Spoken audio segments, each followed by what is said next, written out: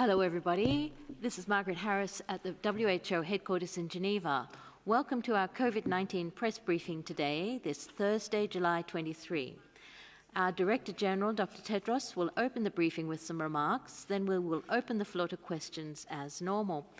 Joining Dr. Tedros today, we have our regular experts, Dr. Mike Ryan, Executive Director of Emergencies, and Dr. Maria Van Kerkhove, but also Mr. David Clark, Team Leader for Universal Health Coverage and Health Systems Law. As usual, we will be providing the simultaneous translation in all 6 languages, all 6 UN languages, plus Portuguese. And if you prefer to ask your questions in any of those languages, please do. You may also listen in Hindi, but you cannot ask your question in Hindi. And now I will hand over to Dr. Tedros. Dr. Tedros, you have the floor. Thank you, Margaret. Good morning, good afternoon, and good evening.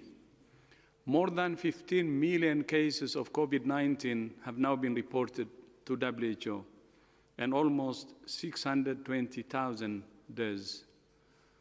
Although all countries have been affected, we continue to see intense transmission in a relatively small group of countries.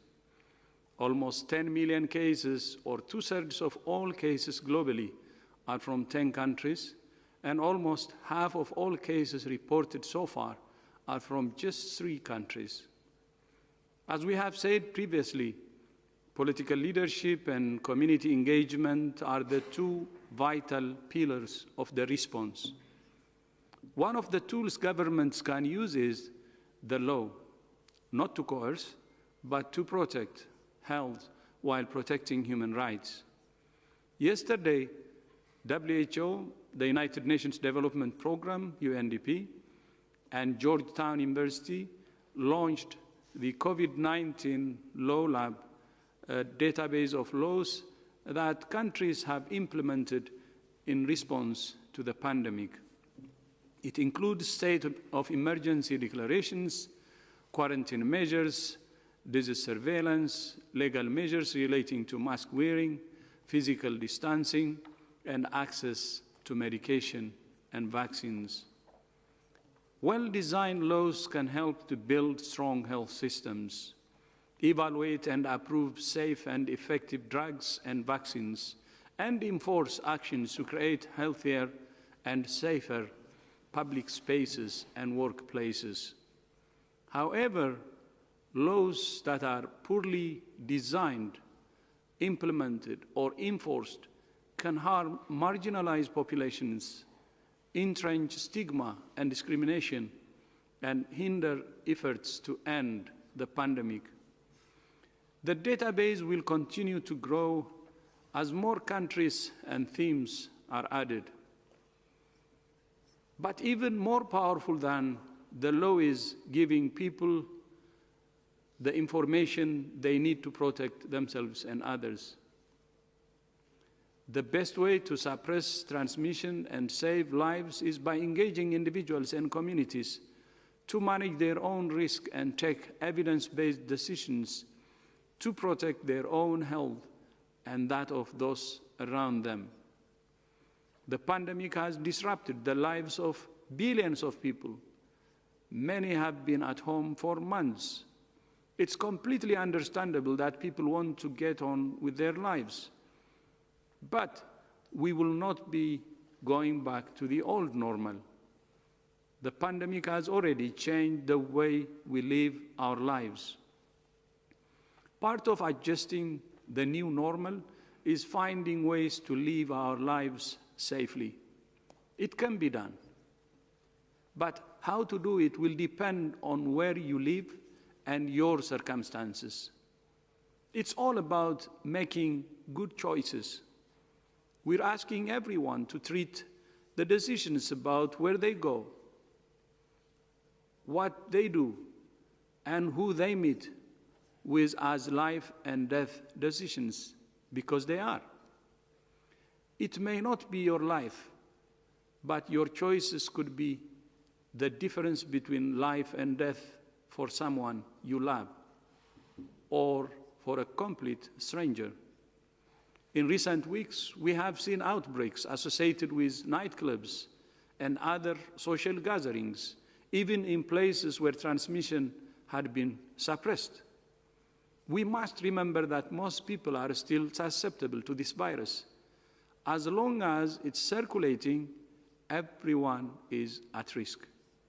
Just because cases might be at a low level where you live, that doesn't make it safe to let down your guard. Don't expect someone else to keep you safe. We all have a part to play in protecting ourselves and one another. First, know your situation. Do you know how many cases were reported where you live yesterday? Do you know where to find that information? Second, do you know how to minimize your exposure? Are you being careful to keep at least 1 meter from others? Are you still cleaning your hands regularly? Are you following the advice of your local authorities? No matter where you live or how old you are, you can be a leader in your community, not just to defeat the pandemic, but to build back better. In recent years, we have seen young people leading grassroots movements for climate change and racial equality. Now, we need young people to start a global movement for health, for a world in which health is a human right, not a privilege. I thank you. Thank you, Dr. Tedros. I will now open the floor for questions. I will remind you that, as usual, please just one question per person, as we have huge numbers of journalists and limited time. Most of you know this already, but those here for the first time, please use the raise your hand icon to ask a question. Now I will go to the many people lining up for questions. The first one is from Jamie Keaton, Associated Press. Jamie, please unmute yourself and ask your question. Good afternoon. Thank you very much. Actually, my question ties into what Dr. Tedros had just mentioned about governments and laws and whatnot. My question has to do with how worried you are about the mixed messages that we're getting from governments about mandatory, but ultimately voluntary quarantines, and how important is it that people respect them? Is there any evidence that people ignoring these quarantines has increased case counts? And just as a final on that, if I understand correctly, your last recommendations on quarantines date from March 19th. I'm just wondering if you're planning on updating those at all soon. Thanks.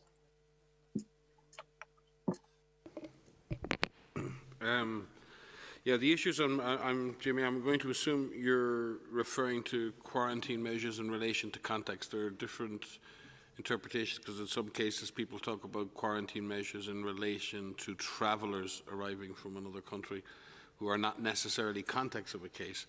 And then there's quarantine for people who are documented contacts of cases. In the case of contacts of confirmed cases, WHO's recommendation is that all such contacts should be quarantined for a period of 14 days. That quarantine can occur in a facility, or it can occur in the person's home, as long as there's an appropriate way for that individual to isolate themselves from others who are not designated as contacts. We do believe, and Maria may speak to some of the evidence on this, in countries that have been successful in implementing that have made a lot of progress, especially in shutting down, and you see it with shutting down of clusters in particular. It's not so obvious in the middle of community transmission, as it takes time for that impact to occur, but we've seen some pretty intense clusters of cases shut down fairly quickly when quarantine has been implemented successfully in contacts. The DG obviously spoke to the issue of public health law. Quarantining oneself when you are a contact is an act of courage and it's an act of contribution to society. If you're a contact of a case, then you are much more likely than any other person around you to develop the disease and potentially transmit it to somebody else. It is much, much better if someone is ready, willing and able to quarantine themselves on behalf of their community. But there are situations in which that is not the case, and some governments have public health law in place that allows them to make that a mandatory procedure. In other words, it's mandated by law. If it is such, and I think WHO's guidance is also clear, and I think we do clearly state that where such mandatory quarantine rules are in place, the state implementing that mandate must also respect the human rights of the individual. They must be in a position to provide an appropriate level of support and care to that individual. That should not cost that individual in terms of extra out-of-pocket expenses for the purposes of staying in a hotel. We don't recommend that governments charge people for being quarantined. So there's a whole load of issues that are associated with that issue. So sometimes a mandatory nature of quarantine allows a government in law to provide more support to people being quarantined. But we do and are against coercive procedures. And in our experience, yes, it may be that people may say making these things to be implemented coercively, it gets the job done. Well, in our experience in WHO in dealing with communities, particularly marginalised and other communities, it can do exactly the opposite. It can shove the problem underground. And it can mean that people are unlikely to report their status in terms of either being a case or being a contact if they feel they will be unfairly treated. So it is exceptionally important that we build strong community engagement, that people, individuals and communities understand how the disease is spread, understand the role they can play in the transmission of the disease, and understand the role they can play in breaking those chains of transmission. In our experience, when people understand that fact, when they understand their own personal status, and when they're supported in the process, the vast majority of people will participate in the quarantine mechanism. And we would like to avoid coercive mechanisms to do that. Maria? Thanks. Thank you for the question. Yes, I think indeed quarantine in the context of contact tracing is arguably, one of the most important elements to breaking chains of transmission. Isolation of cases, known cases in facilities outside of the home, in particular, if that can be done, and if inside the home it's among someone who is experiencing mild disease or no disease, or among an individual who does not have risk factors that would put them at a higher risk of developing severe disease or dying. But quarantining of contacts is incredibly important. We will be updating our guidance. In fact, we're doing it now. It's almost as if you knew that, Jamie. But we are updating it at the moment, and it won't actually change that much. What we're changing in it is looking at, currently we require testing at the end of the quarantine day period, and we will be removing that. But we're also going to add language in there to ensure that family units are taken care of.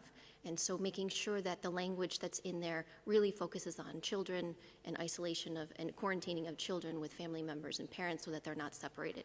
So that should be coming out hopefully in the next week or so, but it won't look that different to what the current version is online. And it does really remain an essential element to breaking chains of transmission. Thank you, Dr. Van Kerkhove and Dr. Ryan. We now have a question from South Africa, from Sophie, from the South African Broadcasting Commission. Sophie, could you please unmute yourself and ask your question? My question is directed to the Director General. Dr. Tedros, I saw on your Twitter account you spoke to the Minister of Health of South Africa. What was this all about? And the update on the China delegation of WHO is directed by the World Health Assembly to start the investigation. How far? That's two questions. With regard to South Africa, DG will speak to this, but the situation in South Africa, as you know, the numbers have been increasing, and The government are obviously looking at every possible measure to increase the intensity of the response there in support of their communities. And as part of that due diligence and reaching out for support and assistance and advice, the Minister of Health and his Director General, as well as other staff in the Ministry, have been reaching out to our regional office in Africa, to our Regional Director, Chidi Moeti, but also directly to the Director General. And our most recent conference call was a three-level conference call in which we were discussing the challenges that South Africa has faced, particularly the operational and technical challenges of scaling up the response at community level, scaling up surveillance, providing extra support to laboratory diagnostics, amongst other things. WHO is working with South Africa to provide surge capacity in very specific technical areas, and we're also providing virtual support, in fact a virtual mission as well to support that. So a number of key individuals at global and at regional level will be both providing physical on-site support to the response as well as virtual support in the coming days. South Africa has a tremendous internal capacity in public health. It has done a good job in responding to what has been an escalating situation, and it is only wise and smart that a responsible government will reach out for whatever assistance it feels that it needs to add to the quality and intensity of its response. And oh yeah, on the mission, yeah, well, yes, well, I'm not quite sure if they're there yet, but our small team is hopefully on its way to Beijing, or will be very, very soon. We've been engaged in a series of virtual consultations again with scientific and other colleagues at the National Health Commission, at the China CDC, in looking at work already done on the preliminary or earlier investigations and scientific studies on the origin of the virus.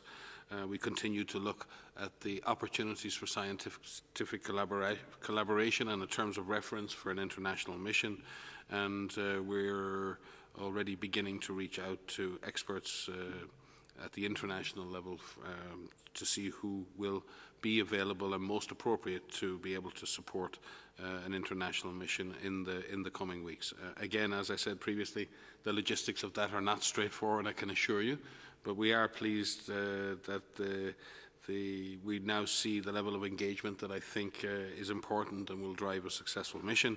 These are important questions. The answers are even more important, and I think everybody in the Chinese scientific community and the international scientific community is anxious to move forward with the appropriate studies to fully understand the animal origins of this virus. Yeah.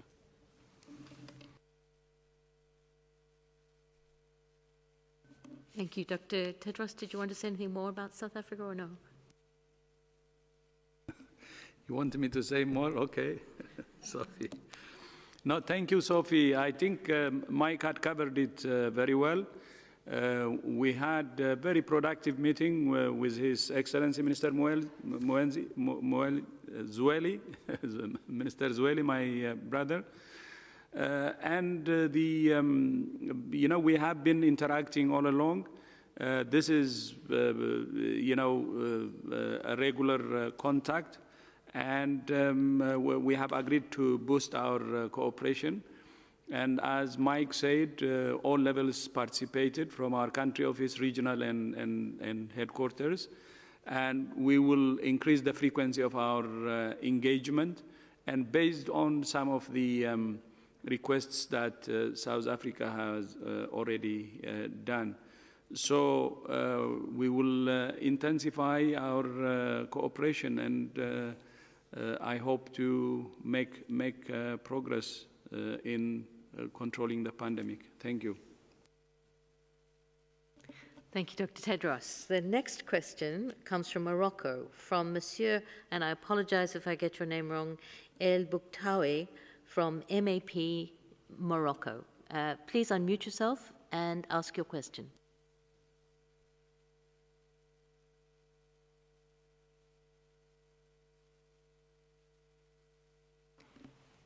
Mr. El Bouktawi, can you hear us from Morocco? It sounds like we've lost him. So we'll go on. We have a question from Spain, from Isabel from EFE, from the Spanish Newswire. Isabel, could you unmute yourself and go ahead with your question?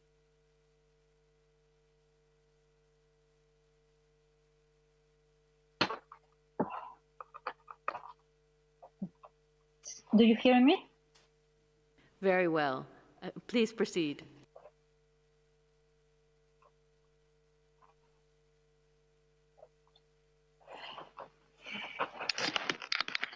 Hello? Hello, Isabel, we can hear you. I don't hear anything, sorry. I don't know if you are hearing. We are hearing you. Can you hear us? It sounds like we've got some technical problems. We'll send Isabel a message to tell her she can ask her question a little later. We have Imogen Fuchs, BBC. Let's hope we do better with you. Imogen, can you unmute yourself and ask your question? Hi, Margaret. Yeah, I hope that I'm the exception to the rule and you can hear me. Well done. I just wonder, I know you have been very quiet on this, but we had these quite surprising comments from US Secretary of State Mike Pompeo in London on Tuesday. Do you have any response to that, or could you give us an idea of how you think a big organisation like the WHO can respond to that kind of comment? Yeah, thank you. I think we haven't kept quiet. Actually, we released a statement, and as you know, the comments were done, I think, on last Tuesday. And the comments are untrue and unacceptable, and without any foundation for that matter. And our sole focus and the focus of the entire organization is on saving lives. If there is one thing that really matters to us and which should matter to the entire international community, it's saving lives. And WHO will not be distracted by these comments, and we don't want the international community also to be distracted. As you know, one of the greatest threats we face continues to be the politicization of the pandemic. COVID-19 does not respect borders, ideologies, or political parties. And I have said it many times, COVID politics should be quarantined. And I'm appealing again to all nations to work together. Politics and partisanship have made things worse. So what is very important is science, solutions, and solidarity. But I repeat, the allegations are untrue and without any foundation. Thank you. If I might add, I feel the need to say something as an American, as a proud WHO employee. I have had the honor and privilege to sit next to Dr. Tedros and Dr. Mike Ryan for I don't know how many days since the beginning of this pandemic, and I have never been more proud to be WHO. I've worked for this organization, with this organization, for more than 10 years. We have dedicated staff in all of our regions and in countries working all over the world. We have partners that continue to work with us and engage with us. And I am particularly grateful for those that continue to show their support for us.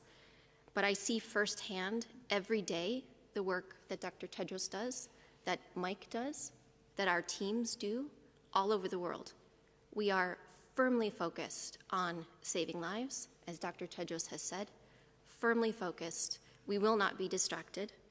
And that is what we remain, and we will continue to remain focused on.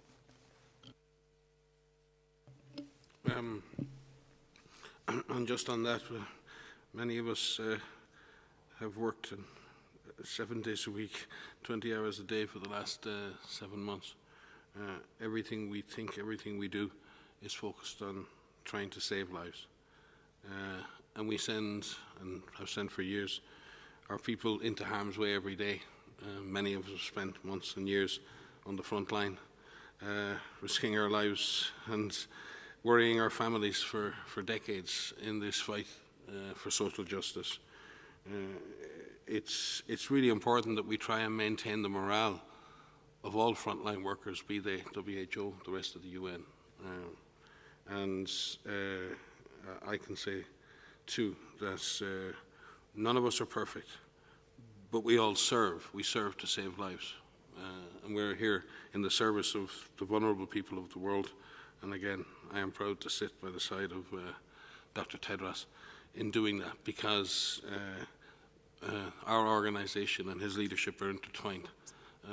And we have benefited from that leadership, from that direction, from a transformation in our organisation. And I can say this as someone who's spent a quarter of a century associated with this organisation, transformation that I thought might never come for an organisation that truly needed to change the way it did business. I've seen that happen.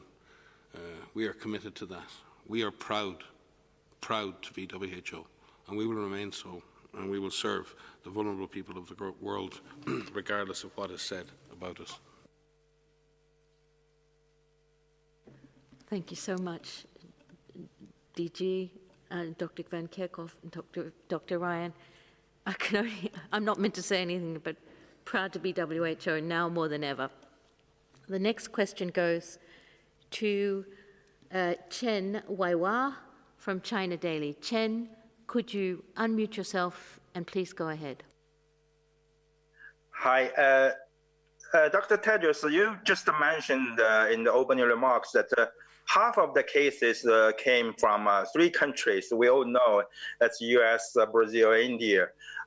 So my question is, has WHO focused the special resources on these 3 countries to put them on the right trajectory? Because, you know, as Dr. Ryan mentioned about the coercive measure, I sort of find it confusing, because like some US congressmen rejecting wearing masks, they say that I have a facial autonomy. So that sounds ridiculous to me, but I don't know. Is this coercive if I ask you to wear a mask? Thank you. I think the 3 countries you mentioned are powerful, able, democratic countries who have tremendous internal capacities to deal with this disease. And there are many, hundreds of thousands of brave frontline workers, doctors, nurses, hygienists, logisticians and others who fight in the front lines, just like in every other country. You know, it is a given. Large countries can have large problems because by their very nature they are large, they are populous, they are complex. And also there are differences of opinion and differences between the federal and the state level in many countries all over the world. It's one of the prices that countries pay for that for democracy in that context. So we are always ready and will always remain ready to provide advice, input and service to any of our member states, wherever they are, and constantly offer advice and support to them.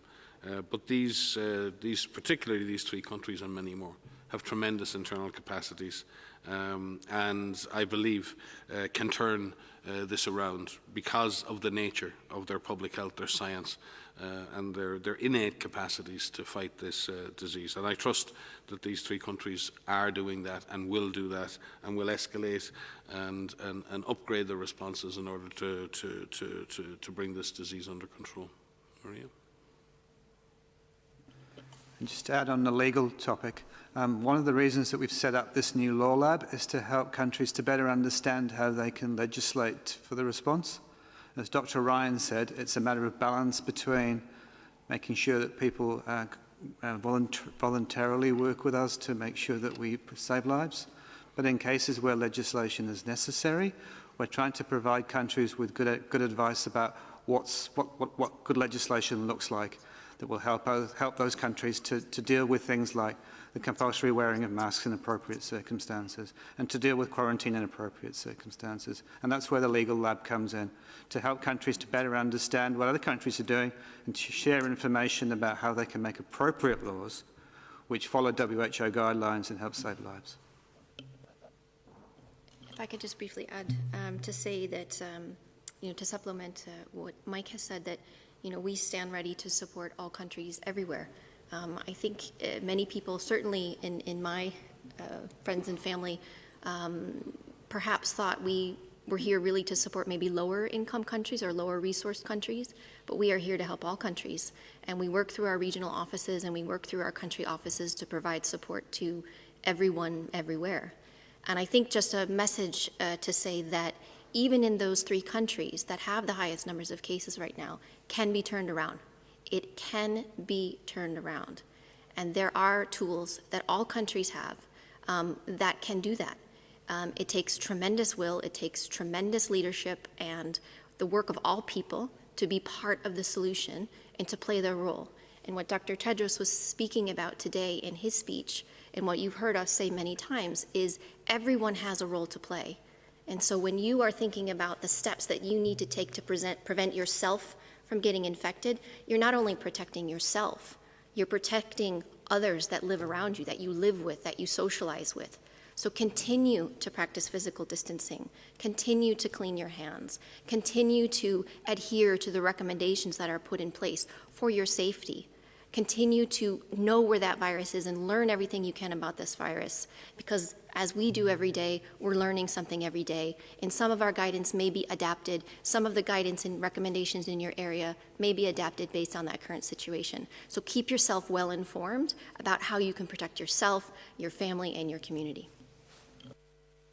Margaret, I just may add too that WHO's regional office for the Southeast Asia is based in Delhi under the leadership of Dr. Poonam Singh, who herself is Indian, and one of our largest country offices in the world is actually in India and works very closely with the Indian government. Similarly, one of our strongest offices in the Americas is in Brazil, and we work with both the federal and state level and have worked together very successfully on the management of dengue, yellow fever and other diseases. So those countries are intertwined with us. Obviously, the United States is not in need of our assistance most of the time, but certainly the US, and I've said this before, the US government is deeply, and its institutions, particularly its scientific institutions, are deeply entwined with global health and providing strong scientific and public health input to so many global health agendas over the last 10 or 20 years. So these countries are not only important in the COVID response, but each of them has a tremendous contribution to make at the global level. And it is a time when we do need global leadership, and large countries in regions very often set a standard for others. They set an example, and other countries follow. And people look to India, people look to Brazil, people look to the United States for leadership, for examples, for ways of doing business. And they tend, when those are successful, to copy those strategies. So these countries are not only important in their own right, they're very important as regional and global beacons of doing the right thing. Thank you for those comprehensive. So we now will go to Priti Patniak from here in Geneva, Geneva Health Files. Priti, please unmute yourself and ask your question. Hi, can you hear me? Please, yes, Hello? very well. Yes. Yes, my question is basically, I wanted to find out whether WHO is concerned about the lukewarm response it has received for the COVID-19 tech pool. Is there an update that you can share? We see that not as many countries have signed up as one hoped. And is it possible to share some details on what kind of technology you expect to be shared and so on? Thanks for taking my question.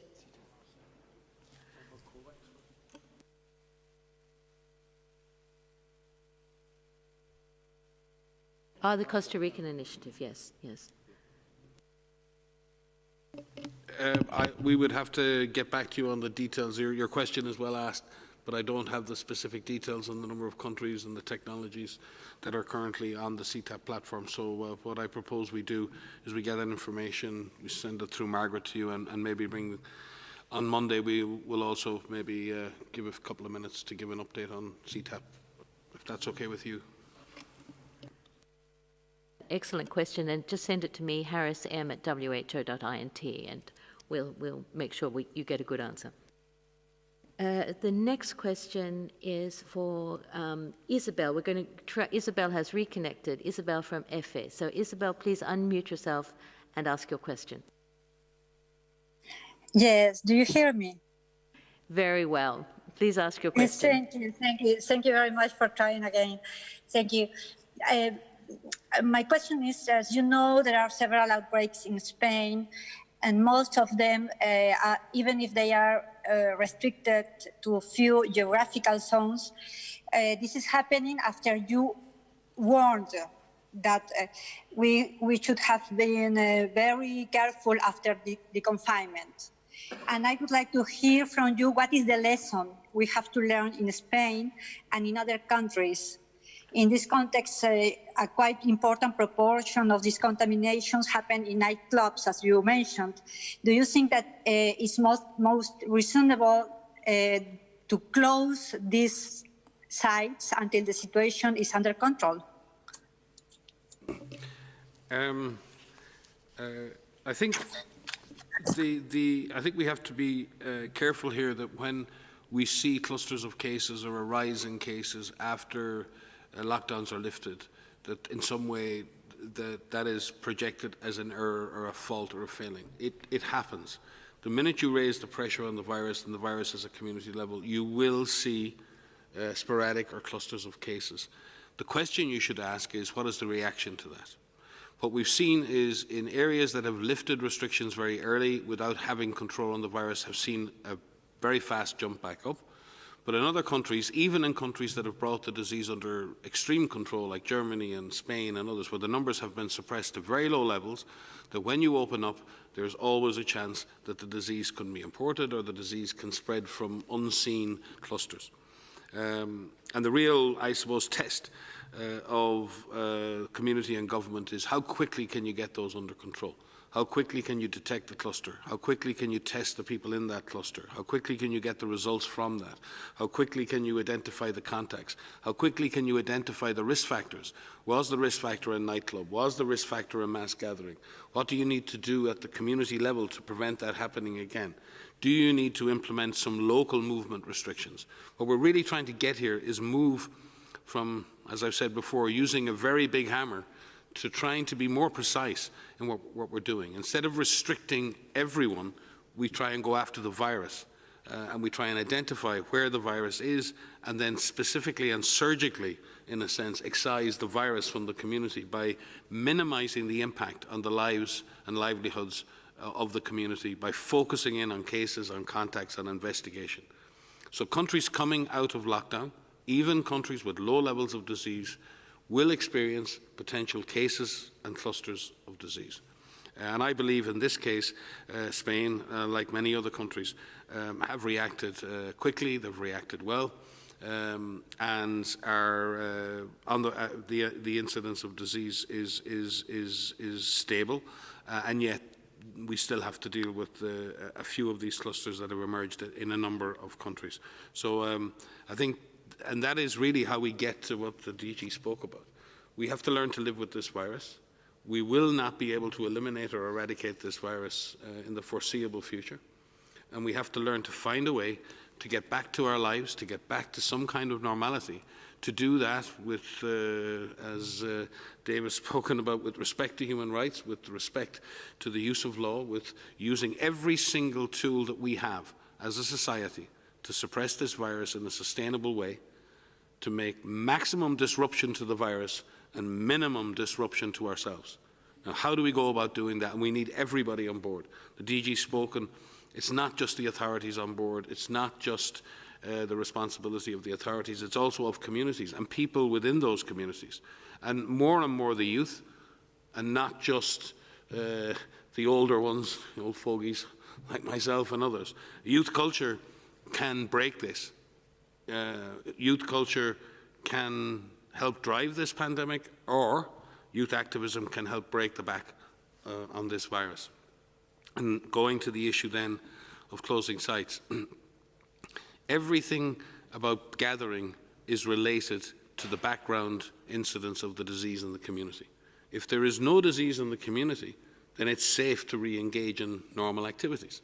If disease is in the community and if you have intense community transmission, then any activity that brings people together in crowds, especially indoors, will lead to further transmission of the disease. Because if you don't know where the virus is, but you do know the virus is spread in your community, and you bring people together in large groups, you're going to get transmission.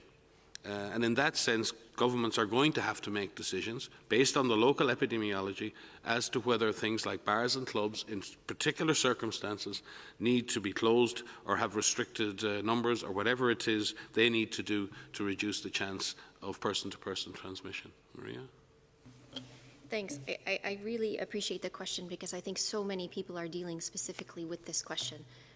Of what are the lessons that can be learned, once you've been successful at suppressing transmission, what about these sporadic cases and clusters that are starting to appear?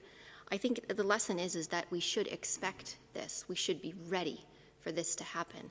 And with all of the systems that are in place now, which countries have worked so hard to put in place, they need to be used fast. They need to be used aggressively and robustly and with no regrets, with the exception of ensuring that when these interventions are put back in place again, where you may shut down something temporarily, it's done for a temporary amount of time, and it's done in the lowest or smallest geographic region as possible. I think everyone wants to avoid these huge so-called lockdown measures again. We do too. We hope that we don't need to see these again. But if these outbreaks are dealt with swiftly, if the test, treat, contact trace, care for, if all of that is put in place and done really quickly, you have an opportunity to really put that fire out quickly. And we are seeing countries do that. I think it's important to know where, as Mike has said, where these outbreaks are occurring. Is it in a particular entertainment sector? Is it in a long-term living facility? Is it in another closed settings? And if you, as an individual, have an opportunity to avoid going to a nightclub, maybe it's worth avoiding that nightclub for a little while. I don't think we've talked so much about nightclubs in recent days and recent weeks, because these tend to be the hot spots right now. But I think having a blanket of closing all nightclubs is not the solution either. I think we need to have a data-driven approach. Where is the virus? Where are the opportunities for the virus to transmit? If it happens to be in a certain area, then yes, perhaps maybe they need to be closed for a little while. But again, you have a choice yourself to make and say, do I do this? Do I go to this? I said the other day, there's a lot of things that people want to be doing. I do too. We all do here. But there's not necessarily things we need to do. The things we need to do to keep our families safe and alive, and we need to perhaps make some sacrifices ourselves, so that essential workers and frontline workers who are putting themselves at risk every day to keep businesses going, to serve us food, for healthcare workers who are out there who are caring for patients, they need to go to work, and they choose to go to work proudly. And we are very grateful for that. So again, we all have a role to play, and we really do need to make decisions based on risk to keep ourselves safe and keep our families safe. Thank you very much, Dr. Van Kerkhove. The next question, we are going to try to go back to Morocco, and I believe that Monsieur El Baktoui has reconnected. So, Monsieur El Baktoui, please unmute yourself and ask your question.